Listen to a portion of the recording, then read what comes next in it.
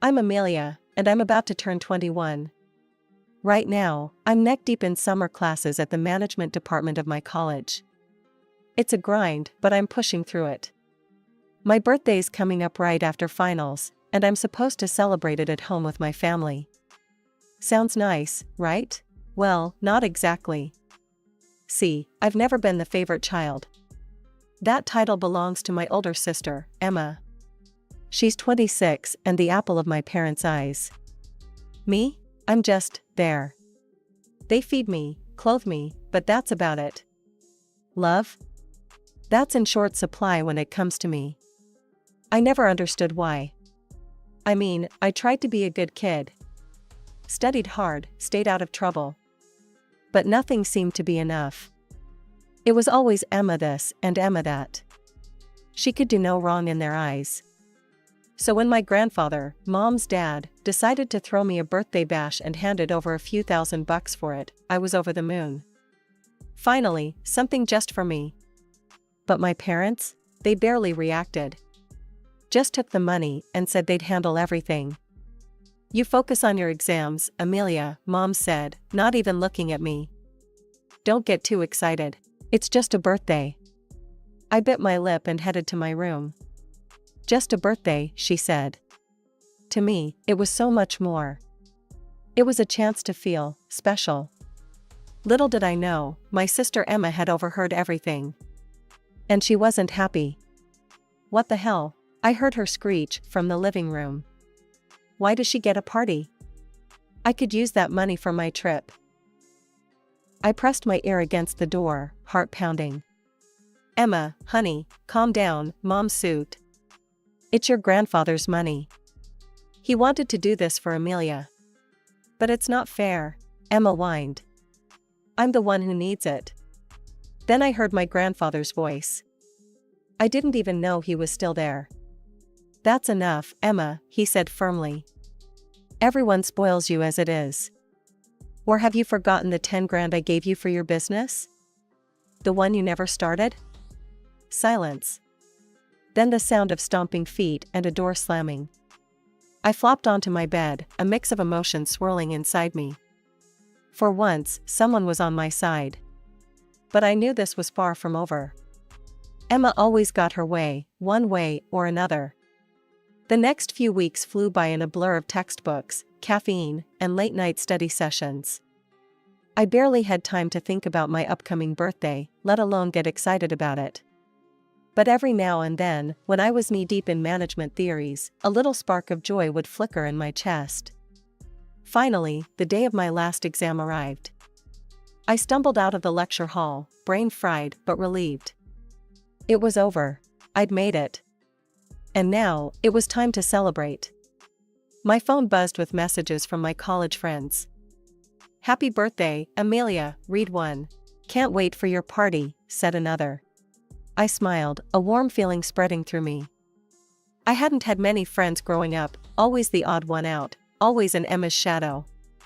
But here, at college, I'd found my people. They saw me for who I was, not as Emma's little sister or the family disappointment. I rushed back to my dorm, threw some clothes into a backpack, and headed home. The whole way there, I was jittery with anticipation. Would there be balloons? A cake? As I approached our house, I frowned. It was eerily quiet. No cars parked outside, no sounds of celebration. Maybe they're trying to surprise me, I thought, clinging to hope. I opened the door. Hello? I'm home. Silence. The house was dark, no decorations in sight. My heart sank. Mom appeared from the kitchen, looking annoyed.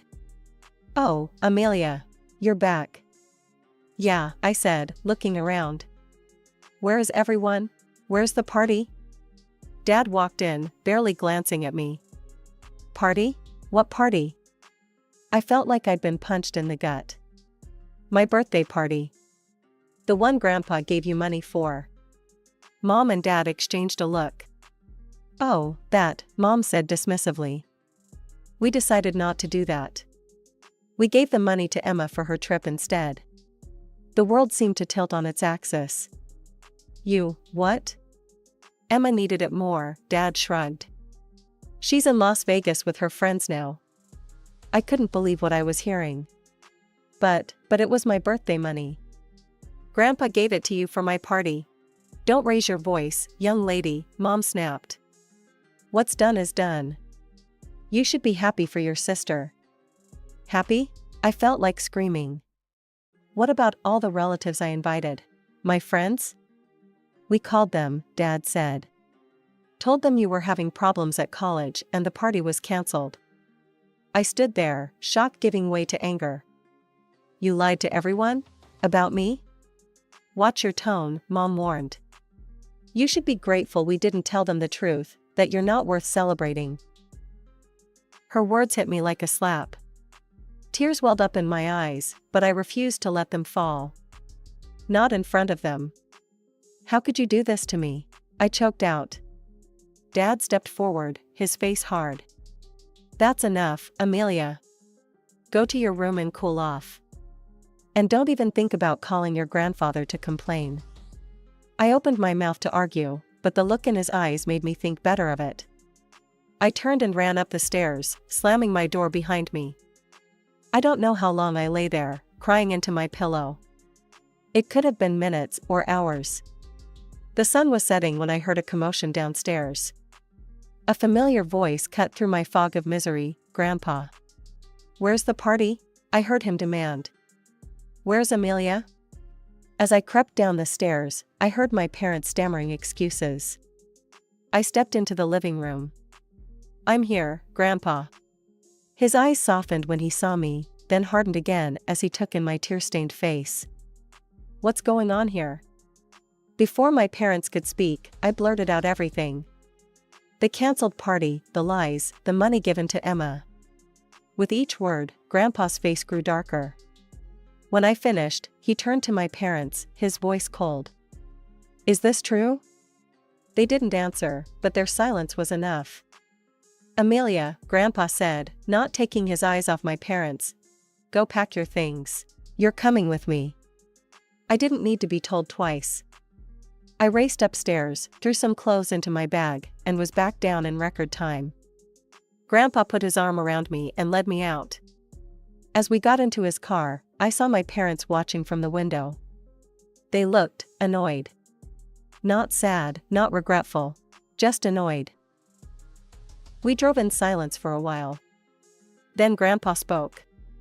I'm sorry, Amelia. You didn't deserve that. Why do they hate me so much, Grandpa? I asked, my voice small. He sighed heavily. It's a long story, kiddo. One I think you're old enough to hear now. We pulled up to his house, a beautiful old Victorian that had always felt more like home than my parents' place. Inside, Grandpa made a few calls, and soon delicious smells were wafting from the kitchen as delivery after delivery arrived. As we sat down to our impromptu birthday feast, I couldn't help but smile. Thanks, Grandpa. This means a lot. He reached across the table and squeezed my hand. You deserve it, Amelia. Now, I think it's time you knew the truth. I swallowed hard. About why they don't love me? Grandpa nodded, his eyes sad. Your parents, they never wanted you to be born. The words hit me like a physical blow. I'd always felt unwanted, but to hear it confirmed. Emma was enough for them, Grandpa continued. But I wanted another grandchild. I persuaded them, promised them money if they had another baby. I felt numb. So I was bought? No, Grandpa said quickly. You were wanted. By me. Your mother's pregnancy was difficult. She was bedridden for months, cursing your existence. The birth, it nearly killed her. What do I do now? I whispered. Grandpa smiled, a glint in his eye. Now you celebrate your birthday.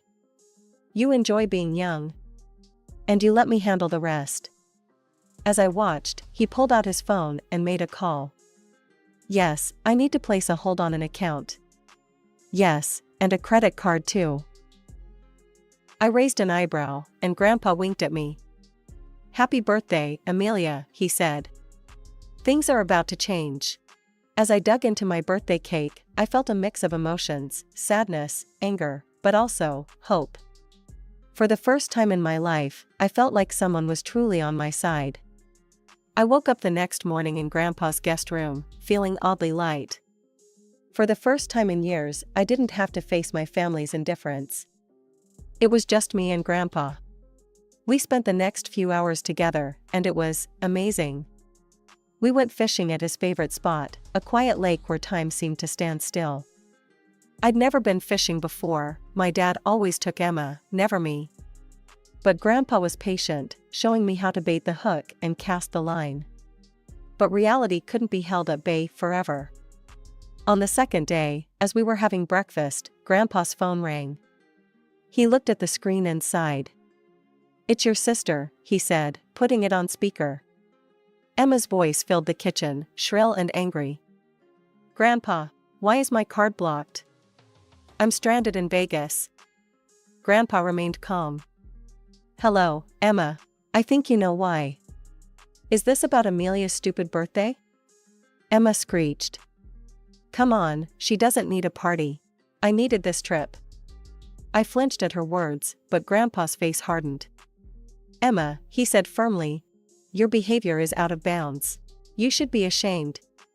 There was a pause, then Emma's voice came back, dripping with venom. "Ashamed? You're the one who should be ashamed, you crazy old man.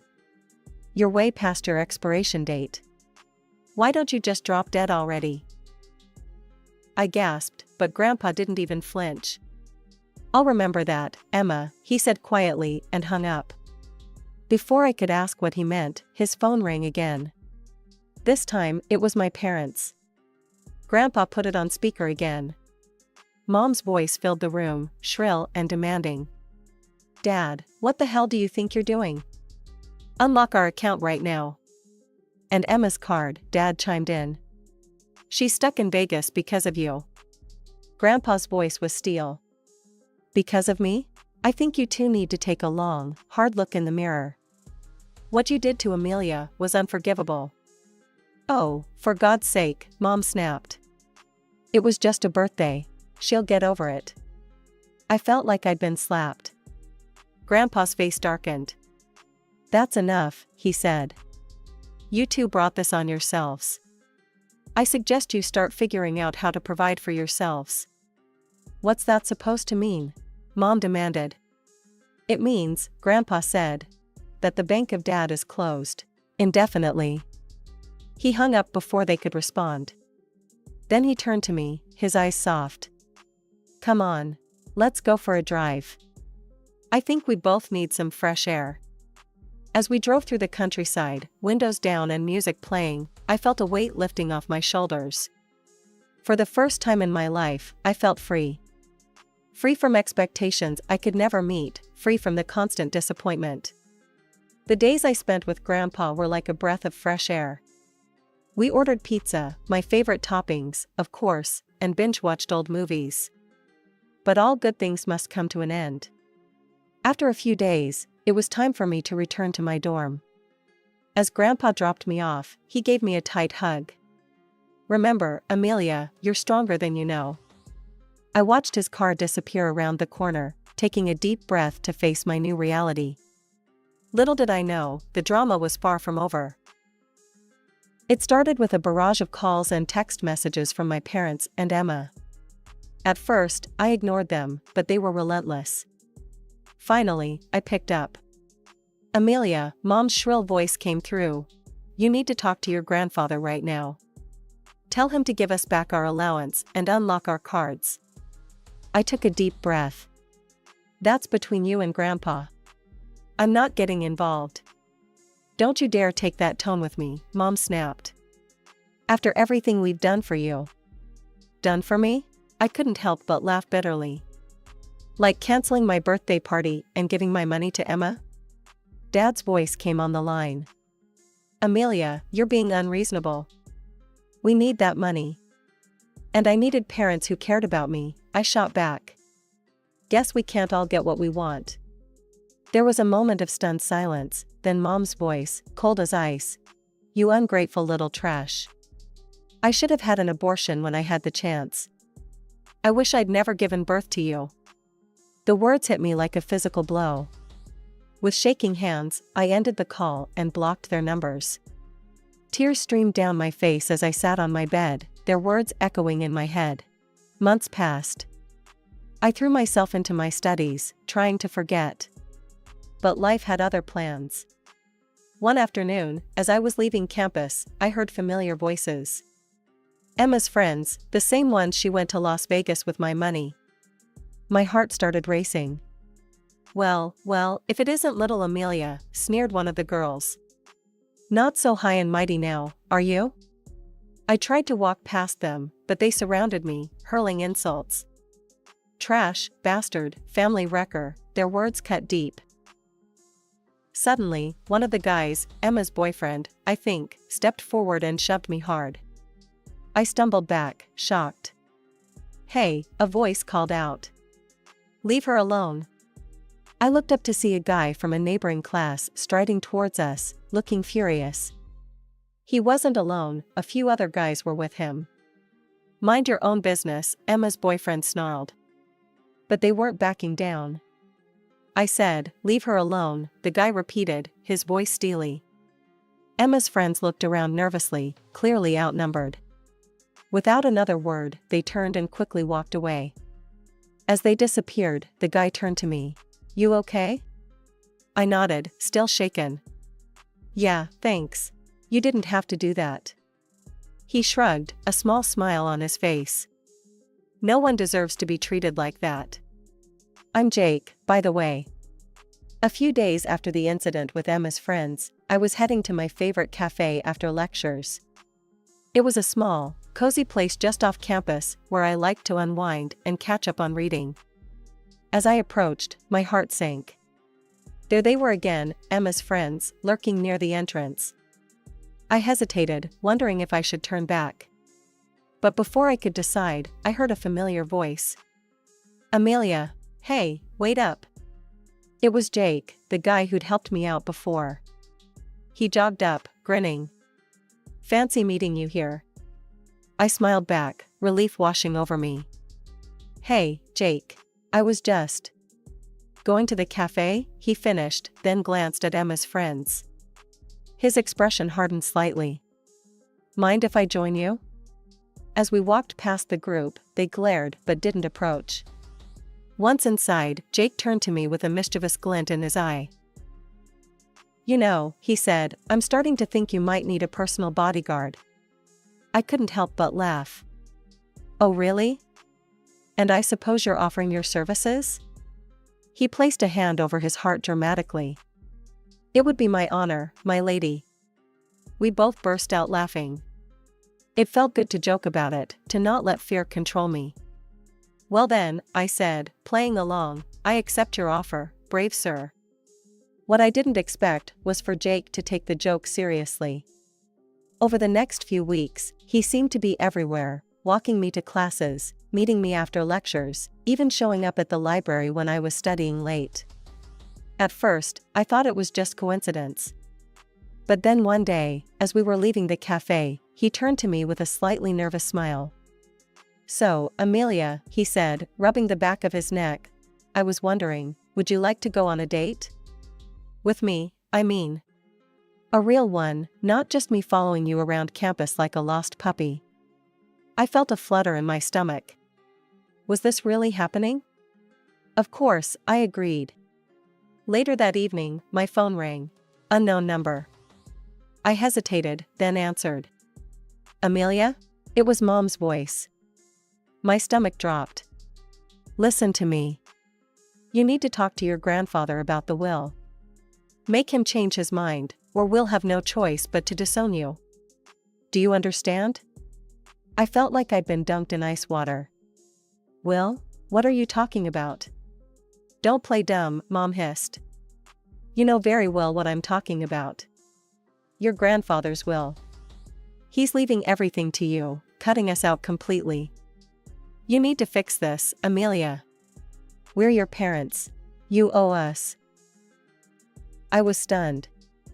This was the first I'd heard about any will. "Mom, I honestly don't know anything about a will." And even if I did, I wouldn't.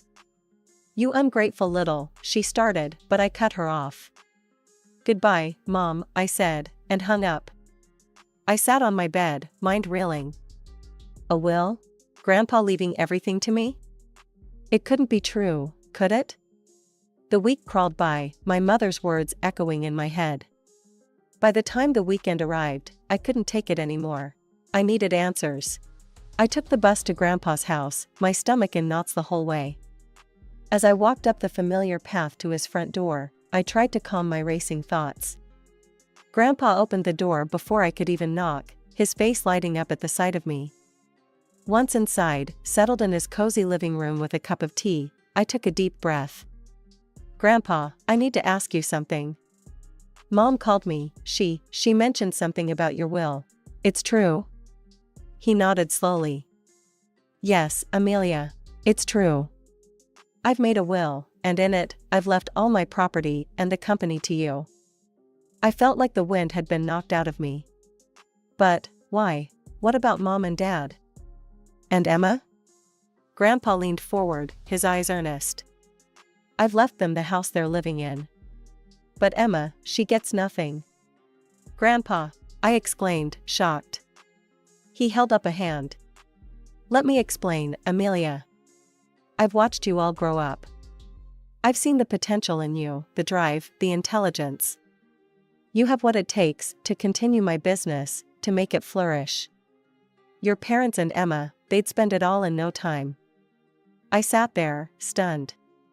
Grandpa continued, his voice softening. After I'm gone, you'll have the right to do whatever you want with the property and money. If you want to help your parents and Emma, if they change their ways, I won't object. It'll be your decision to make. Then, a mischievous glint appeared in his eye. But let's keep that part between us, shall we? If they knew, they might start pretending to love you just to get their hands on the money. This way, you can see their true colors and make an informed decision. Overwhelmed with emotion, I launched myself at him, wrapping him in a tight hug. My mind was reeling. This was more than just an inheritance, it was a chance to prove myself, to build something meaningful. But it was also a huge responsibility. The months flew by in a whirlwind of activity. I threw myself into my studies with renewed vigor, determined to make the most of the opportunity my grandfather had given me. My days were packed with classes, study sessions, and internship hours at Grandpa's company. The internship was challenging, but exhilarating. For the first time in my life, I felt like I was exactly where I was meant to be. The employees were welcoming, always ready to answer my questions and show me the ropes. I soaked up knowledge like a sponge, from finance to operations to marketing.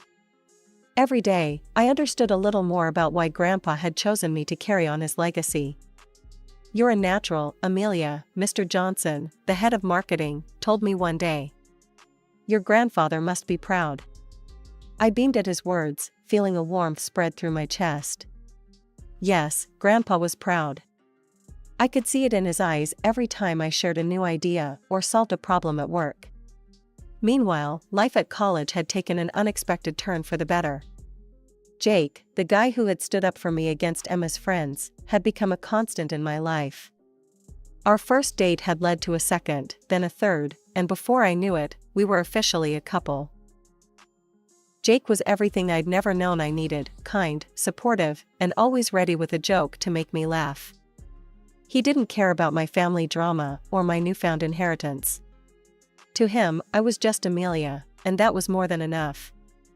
You know, he said one evening as we were walking hand in hand through the campus, I never thought I'd be dating a future CEO.